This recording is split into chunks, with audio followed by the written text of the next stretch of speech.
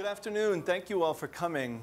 And welcome to the first Floodlight training, one of four, I think you know. I'm Daniel Brisson at the Graduate School of Social Work at the University of Denver, where I study disadvantaged neighborhoods and work with communities trying to improve life for families in places where, where maybe resources and access isn't the same as other places. And so I'll be working with you all for the next 4 weeks, or for these 4 trainings, along with Laura Frank. And you want to introduce yourself? I'm Laura Frank, and I'm the executive director of iNews. It's a nonprofit news organization that helps others tell stories in words, audio, and video. And I've been an investigative reporter for most of my adult life. And so I'm passionate about stories that help make a difference. And I'm glad you're all here. So I'm going to do this up and down because we are being filmed, and I've been instructed to do that. And you're all being filmed too. The reason we're filming this is because you all are kind of our initial user for this Floodlight tool. Maybe you don't know a ton of what Floodlight is yet. Jordan Werfs-Brock will tell you just a little bit about the Floodlight tool. And over the course of these 4 trainings, you'll learn a lot more about the Floodlight tool. And actually, by the end of the 4 trainings, you will all be the initial users. You'll bring your stories about your organizations, your communities to this tool, and have better access to getting your story out there. So I just want to tell you the agenda for today and the next 4 trainings, and then we'll move on to Jordan.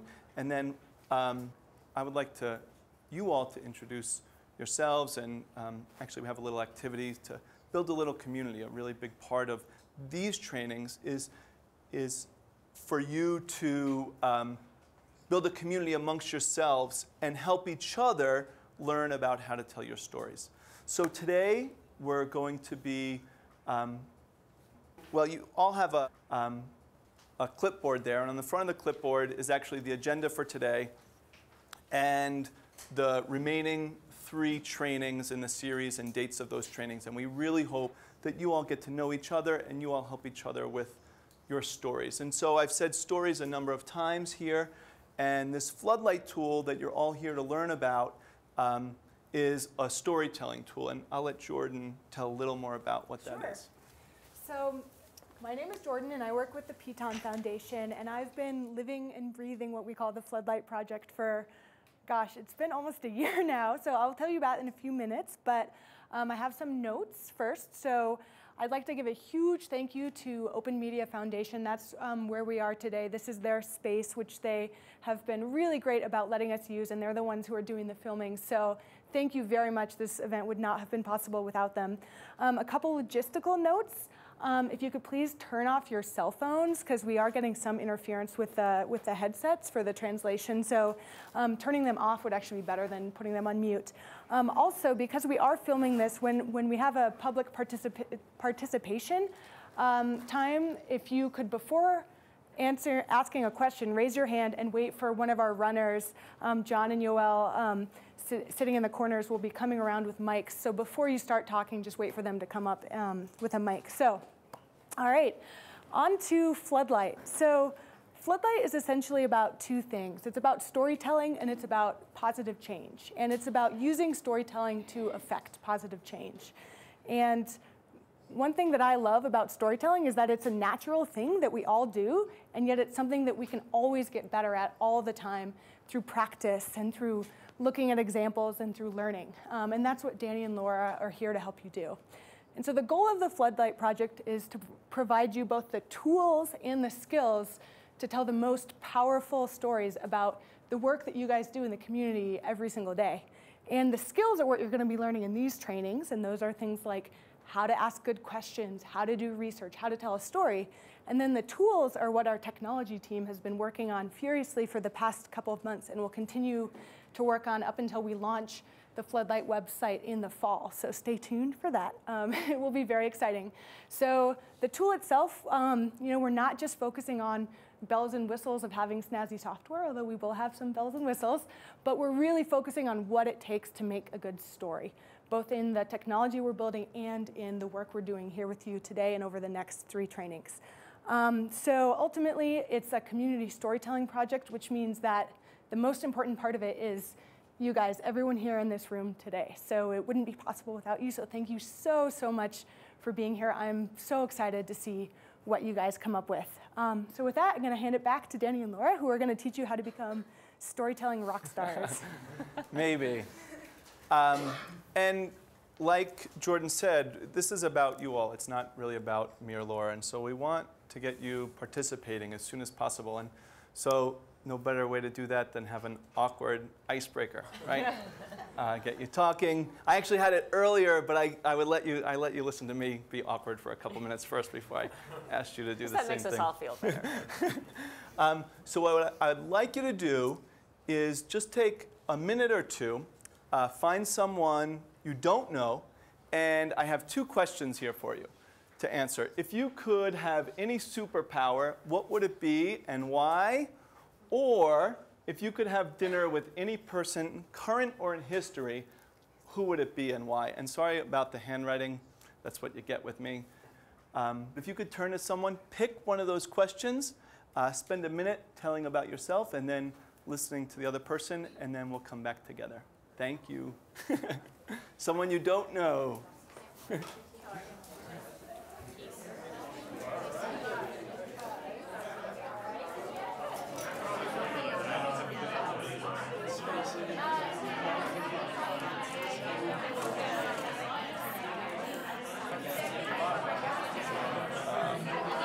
Pretty good, but he said, like, yeah, maybe if whoever's talking, you can stay out. I think I might stay sitting.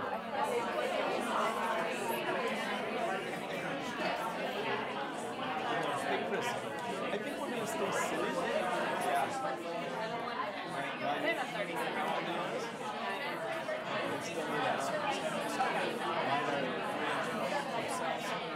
Yeah. Okay, why don't we wind this up, and we'd really like to get to know each other too. So if we could come back together, and then we'll go around our circle here. And what we'd like for you to do is introduce yourself, what organization you're with, and if you want, you could say a little bit about why you're here.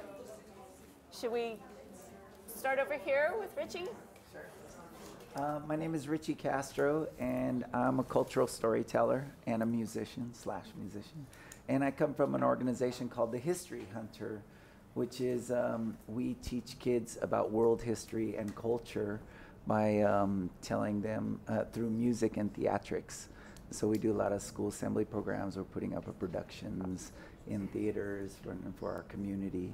And so we teach kids about these different significant people in history, like Pablo Picasso and Nelson Mandela, and we do it through music and through lyrics. Oh, that sounds great. Thanks, Richie. I'm Katie McKenna, and I'm from Habitat for Humanity, and storytelling is obviously an important part of what we do, both with potential donors and volunteers, and but also with potential homeowners and current homeowners. Yeah, that's the rundown. Thanks. Thanks. Hello, I'm Elisa McManus, and I work at the Providence Center for Urban Leadership Development. It's a training program started by Providence Bible Church, and I'm here because my supervisor told me to come. But I'm really excited about it. So. You'll be glad. Yeah, Thanks, and I Lisa. have to tell a lot of stories. I write newsletters and stuff. So. Great, Yeah. thanks. I'm Holly Kingsbury with the Denver Foundation, and I'm here because we have been working in partnership with Piton on Floodlight and another project for a while. Thanks. My name is Sarah Fowler, and I work with Elisa at the Providence Center of Urban Leadership Development. So I'm also here because our supervisor told us to be here, but I'm just really fascinated by storytelling, and like she mentioned, just a lot of our involvement in the community involves telling stories, so we're excited to be here. Thanks, Sarah. Hi, and I'm Lynn Montague Klaus. I'm with Metro Volunteers, And I'm here because I work for an organization that does terrific things and nobody knows what they do. And I want to see if I can help them to figure out how to tell their story in a way that really resonates with donors and volunteers and other people in the community. Mi nombre es Manuela Botello. La razón por la que yo I am here because I volunteer in Hinckley School. I help with communications. I am trying to help communications between parents and teachers, community engagement, and also parents and kids. I really would like to improve the communications between parents and kids. Hi, my name is Deborah Farrard, and today I'm here representing North City Park Civic Association, or the North City Park neighborhood. I'm the current president, and we have a significant story to tell. And I'm here to find out how I can best help our community tell the story of the historical significance of that neighborhood. Great. Hi everybody, my name is Gabriela Jacobo and I'm a consultant with the Straighten Neighborhoods from the Denver Foundation and doing work at Hinckley High School with students and parents. Thanks, Gabriela. Hi, my name is Bill Fulton with the Civic Canopy. I've been waiting for this day as I've watched Jordan work feverishly over the last year. We work kind of facilitating and helping connect the dots in community, and this is such an important resource for the community. So thanks for everybody that helped create this. Thanks, Bill.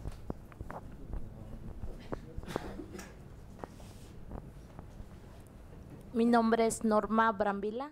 My name is Norma Brambila. I am from the Westwood community, and I'm also a community member. And I'm here because my supervisor asked me to be here. And I'm also do a lot of community engagement, a lot of activities with community engagement. Thanks, Norma. Hola, mi nombre es Reina Zárate, también trabajo para Liwa. I am with Leeway, and I'm also doing some community engagement. I'm here because, again, my supervisor wanted me to be here participating in these kind of meetings. We are very interested in that direct contact, in that direct contact with the people that we connect with. Hi, my name's Kobe Gould with the Grow House. We're an urban farm education center and distribution center of healthy food in the Elyria-Swansea neighborhood. And I'm here today to learn more about Floodlight, but really to bring these lessons back to the community so that the people that we work with, our promotores, can help tell their story and really get that message out. So. Hi, my name is Amber Swear. I'm with the Colorado Juvenile Defender Coalition. We are basically a fairly new nonprofit organization, only 2 years old. We had a coalition going for 5 years, and there's always new ways to learn how to tell a story. And as a new nonprofit, it is extremely a key point to be able to tell the story, go to our funders, go to our community, let people know what we do. So I'm really excited about the workshop. I'm eager to just learn and soak like a sponge all the information you guys have to give us. Great. Thank you. Hi, I'm Emily Bustos with the Denver Early Childhood Council, and we work convening community partners and systems partners to help provide more accessibility and quality in early childhood services. But we're not very good at elevator speeches or explaining what we do in just a few words, and so it's really important, I think, that we're getting better at telling our story versus kind of overwhelming people with information. So. Hi, I'm Mackie Bennett, and I live in the Lower Highland neighborhood, and so I'm on the board of Honey, which is our neighborhood association, also on the board of Benvenitos Food Bank. But I'm here because I have 2 Strengthening Neighborhood grants from the Denver Foundation, one for the First Sunday Stroll, where we invite people the first Sunday of the month in our neighborhood to just go out and stroll around at 5 o'clock and talk to their neighbors, and then the White Tablecloth Dinner, which is a big block party with one long white tablecloth down the center of a couple of streets, and music and a potluck. And it's because our neighborhood is is gentrifying and it's very diverse, and we're trying to get the neighbors to get together and to really become more of a community. Great. So Yes. I have lots of stories I'd like to tell. Good. Thank you. My name is Marcia Flint. I am here at the invitation of this amazing woman that's sitting next to me that you'll hear from next. I'm also a doctoral student, and I'm studying social justice in terms of social justice, environmental justice, and economic justice for low-income neighborhoods. So I'm currently working in the 5 Points neighborhood with Beverly and a couple other neighborhoods around town. Wait, you forgot. Hello, my name is Beverly Grant, and I'm here with Mo Better Green Farmers Market. And my business is located in the 5 Points neighborhood. And just like Daniel said in his opening remarks, that is a neighborhood that is under-resourced. And part of the goal of the farmers market is to create more community connectedness. And storytelling is a huge part of what we do, listening to stories and sharing stories. Great. I'm Stuart Steers with the Focus Points Family Resource Center in the Swansea neighborhood. And it's real exciting to me to see this project finally get off the ground. I've kind of been following it for the last couple months. And we have a lot of participants with really great stories to tell, and that's a really important part of what we do. So I'm really looking forward to being able to do that with this project. Oh, hi, I'm Ron Washington with the Fields Foundation, and I'm officially titled the Community Organizer and Director of Media. We're working on a documentary right now that's actually exhibiting some of these tools we'll be learning here and giving the kids a voice of our issues in the community, and we're addressing them that way. So glad to be here and learn. Thank you. Hi, my name is Cynthia Gallegos, and I am the Executive Director for Focus Points Family Resource Center.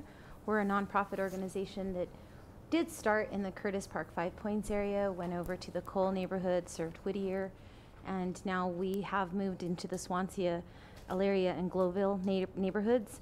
I see this floodlight opportunity as a way for Focus Points to really get good at talking about the stories that we encounter on a daily basis, and to also have a technique that would be readily available, since nonprofits sometimes don't have access to being able to improve in those areas. I thought it was wonderful that that we were invited to be able to gain a skill. Thank you. Thanks. Hi, my name is David Portillo, also with the Denver Foundation. Over the years, we've learned about many leaders' stories and have not been able to tell many of them. And so I think it's wonderful to have leaders learn to tell their own story. And so I really appreciate this partnership with the Piton Foundation.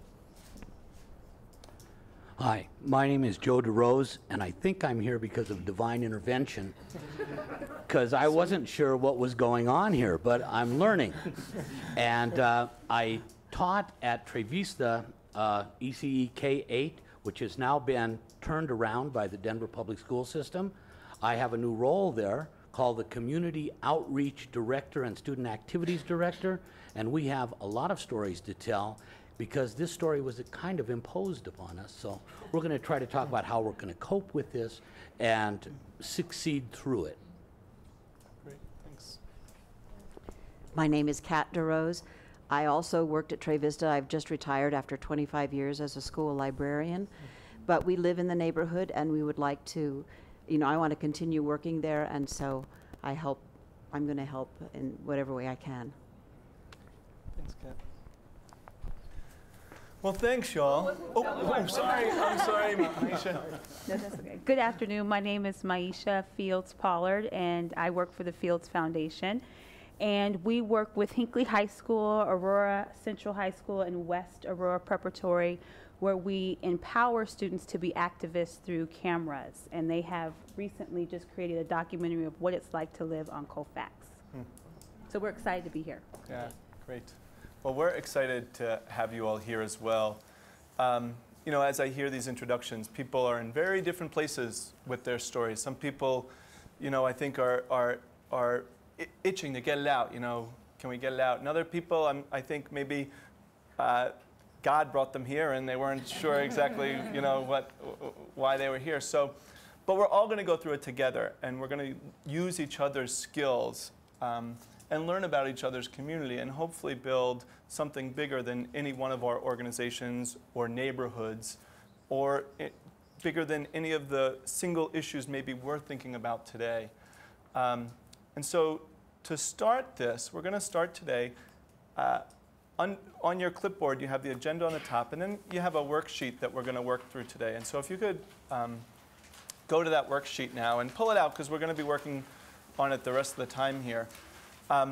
What I'd like to start by doing is just have you start to identify and even prioritize the issues that you know are important in your community, in your organization, the story that you think you want to get out, a brainstorm if you're not there yet.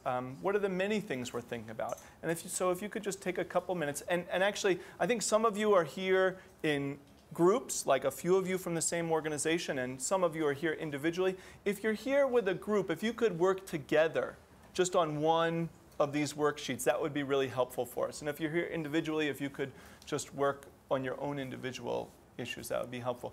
So we're going to take just 2 or 3 minutes, and I think I have a list of 5 issues or stories that you want to tell. And if you could write those down, and then we'll talk again.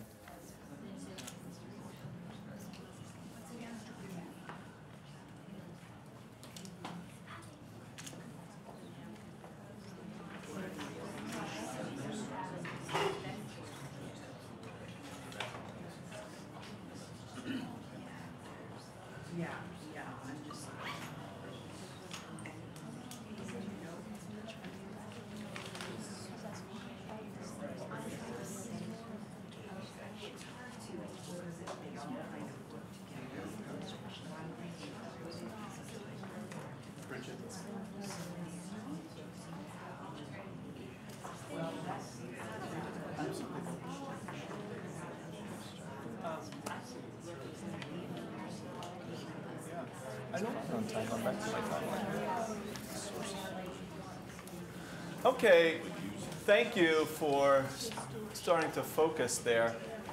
So, so I created this worksheet for you, trying to think about an audience that was in lots of different places. So please, this worksheet that I have for you, make it work for you. If issues aren't the right thing, if stories are the right phrase, well, write down your stories. If you have 15, write 15 down, right? Make this is all supposed to work for you. It doesn't need to be what I need it to be. With that in mind too, please feel free to ask Laura and I questions at any point, and ask each other. We're all here to be resources for each other. But the next thing I'd like you to do is we want to translate your issues, your stories, what you're thinking about is important, into something specific, and specifically a question that can be answered. In my experience, as someone who has worked to tell stories, who writes a lot about neighborhoods who experience disadvantage, the stories are complex, incredibly complex, right? And to tell someone quickly or to just get it out quickly, well, maybe you can do that, but maybe you didn't get the whole story out, or maybe when you start to try to tell the story in more detail, you find yourself getting pulled this direction or pulled that direction. And 2 weeks later, after trying to tell your story, you realize you're studying the history of something you never thought was part of your story, and you've kind of lost your focus. And that's not because the direction you went isn't a very good direction. It's because of the complexity of the stories we're trying to tell. So the next exercise is about focusing our issue into some question that we can answer. A specific question, an answerable question, a persuasive question. A persuasive question. And I think some of those words are written there on your handout there. Specific, answerable, and persuasive. And we also want to write these down. We want them written down. We want them somewhere so that when someone asks me, well, what story are you trying to tell? Well, I'm trying to answer this question in my story, right? You want it written down so that 2 weeks later, when you went on this path interviewing a bunch of people in your neighborhood about this issue, and they brought you so many different directions about so many incidents and successes and struggles, that you can still go back and say, oh yeah, that's what I was doing. Written down here is this one piece that I'm trying to answer. I need to stay focused there. I can change my question midstream. I can answer a second question later, right? But this is where I was going. This is the direction I was going, and so I need to stay focused there. And I want that written down so that when I get caught in the weeds of all this complexity, I can always refer back to where I was going. And I guess an important part in my experience, and so that we can get to an end, right? Because we get so enmeshed in those details, sometimes we miss the back end, which is going to be part of our training here, which is how do I get that to my state senator? How do I get that to the Denver Post so they produce it, right? Because I spent so much time in the details, I never got to the end. But this keeps us focused and on that path. So next, what I want you to do is pick one or two of those issues that you've identified, probably the ones highest on your priority list, and create some questions that you might be able to ask that would inform those issues, right? And those questions should be specific, answerable, and persuasive. And I've taken a shot at trying to give you examples of maybe some specific, answerable, and persuasive questions. And maybe you can critique my work and tell me, well, Daniel, I'm not sure that's really very specific there. But an example of a question, what percentage of the children in my neighborhood are occasionally hungry? What percentage of the children in my neighborhood are occasionally hungry? Well, that's pretty specific, right? That's pretty specific. Percentage, hungry, right? We can, certainly answerable too, right? And persuasive, right? Children shouldn't be hungry, right? And that's a persuasive question that we might be able to ask that can inform part of our story, if that's part of our story. A second question, I'm going to slide over here and read it so I'm not in your way.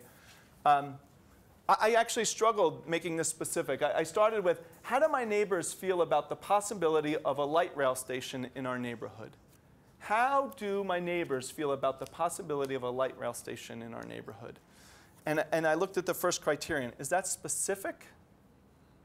I'm not sure. They could feel a lot of different ways. That could take me a lot of different ways, right? And so I added on to that, specifically on the social fabric of the community. So together, how do my neighbors feel about the possibility of a light rail station in our neighborhood? Specifically, I'm not sure the question makes sense.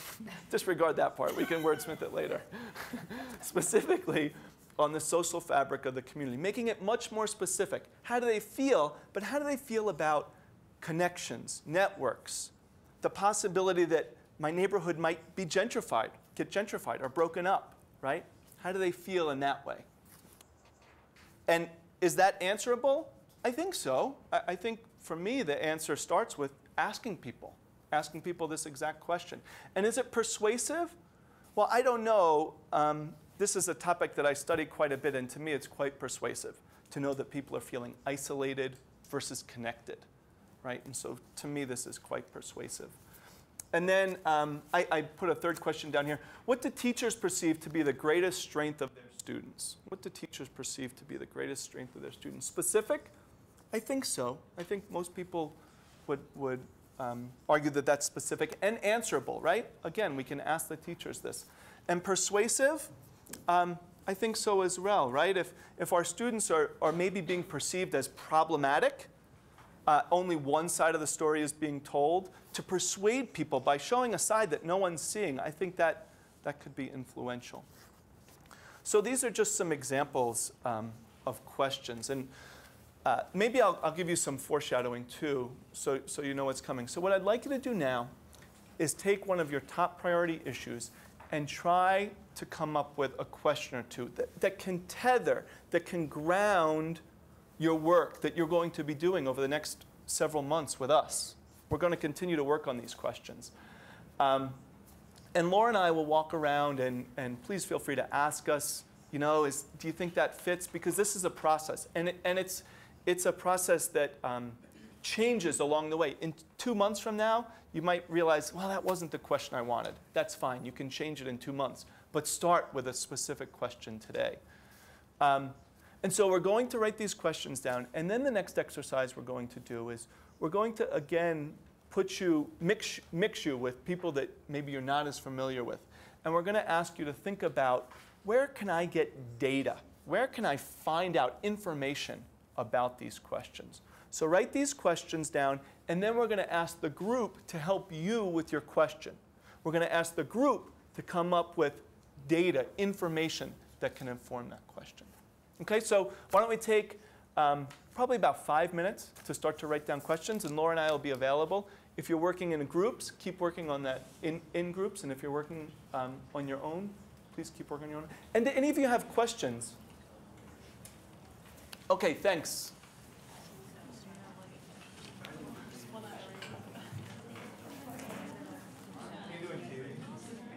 Good. You were ahead. You're done with the questions. Well, no, I wrote a whole bunch while you were talking. Oh, good, good. Tell the neighborhood stories, but also a way to tell us. Residents of the neighborhood. Yeah. Okay. So your questions might have to do with measuring those very specific things. So if we've got specific, answerable, and persuasive, then you can begin to imagine that the story has to answer the question of what sorts of things would that question. Okay. Because if you want me something about, I'm brainstorming with you, some really impressive. Okay, so then you have a situation where, by circumstance,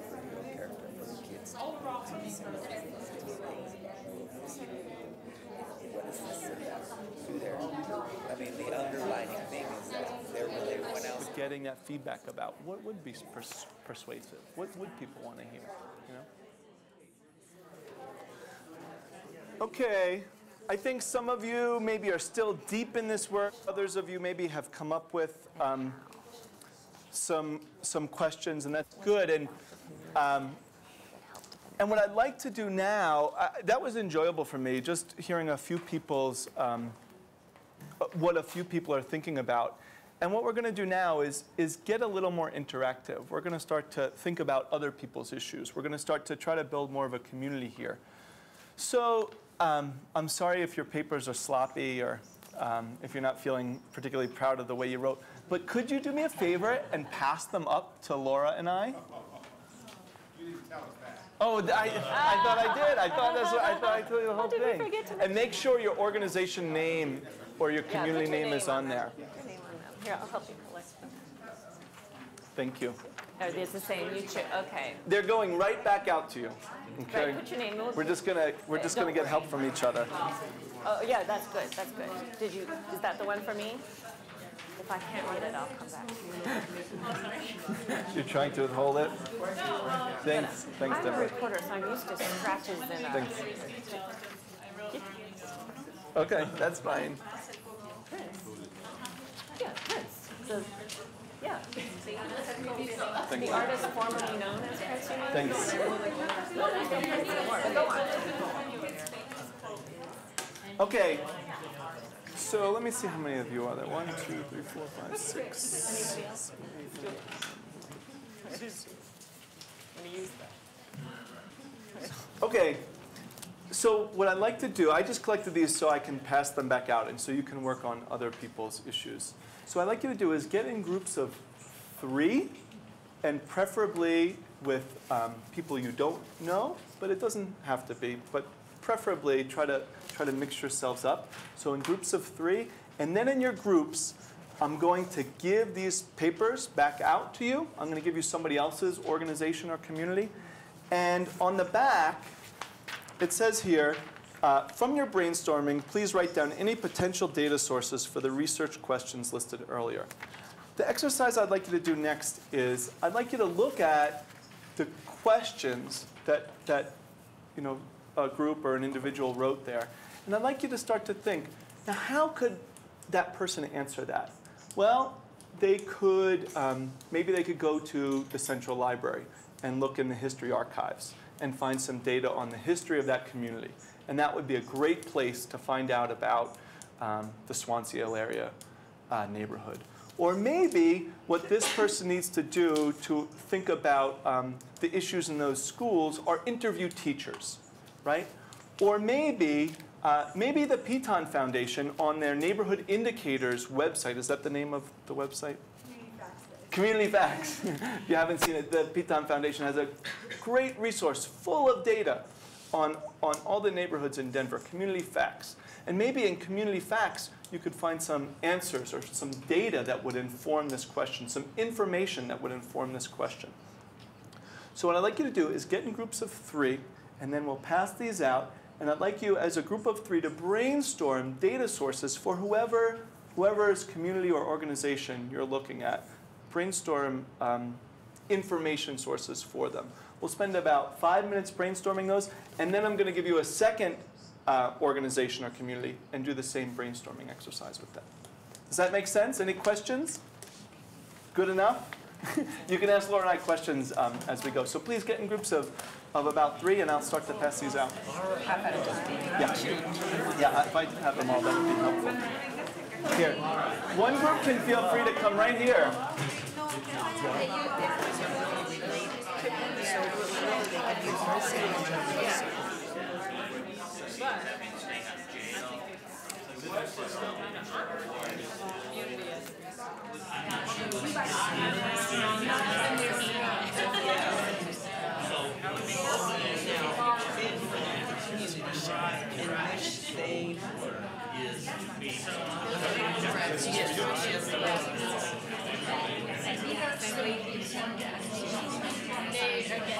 Because we have a lot of organizations to brainstorm, take one more minute with this organization, and then I'm going to give you a second one. Thanks. Oh, you ready? Okay. How about the Denver Early Childhood Council? Good? All right.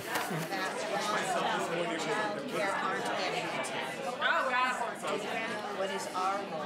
Do you think there should be a local voice in how we, or just surveying families? I mean, how are they going to collect this data? Is talking to families.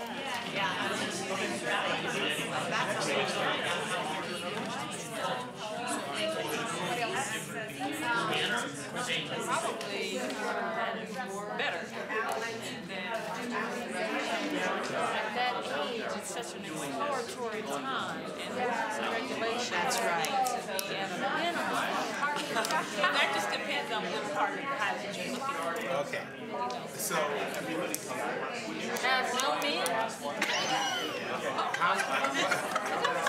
No. Oh. More consistent. Whatever. Yeah, there are. They're trying to say red lines. Exactly. We just started an organization. So I think, Jordan, as we visited with each of you around, how many of you began to get a sense of, wow, the question I thought that was very specific actually wasn't all that specific, or the thing that I thought was answerable or persuasive really needed to be refined. It's easier to see in somebody else's work, right? So how many of you had that experience? I hope that was helpful for you, because then you can really go back and think more critically about your own questions. And the reason we start out with this doing one question is because even professional, believe it or not, even professional storytellers have trouble keeping their focus on what they're really trying to do, because when you begin digging into all this interesting information, it goes along and along and along, and pretty soon you're down a rabbit hole and you've forgotten your focus. And so if we can help keep you focused on what story you're really trying to tell and what the goal of that is, what you hope happens because you're telling this story, that's going to really keep you focused. So what we are going to do is give you a little bit of homework. Did anybody tell you there was going to be homework? We're going to give you just a little bit of homework for the next time we all get together. And I hope we all get together again, because this is really a terrific group. So if it can be the same people, that would be wonderful. The homework is this: for your own project and story, really begin to think critically. Double check that question or series of questions and begin to take out one issue and think about what sources of information. Now, a lot of you started out talking about data in the sense of, were there some numbers I could go get?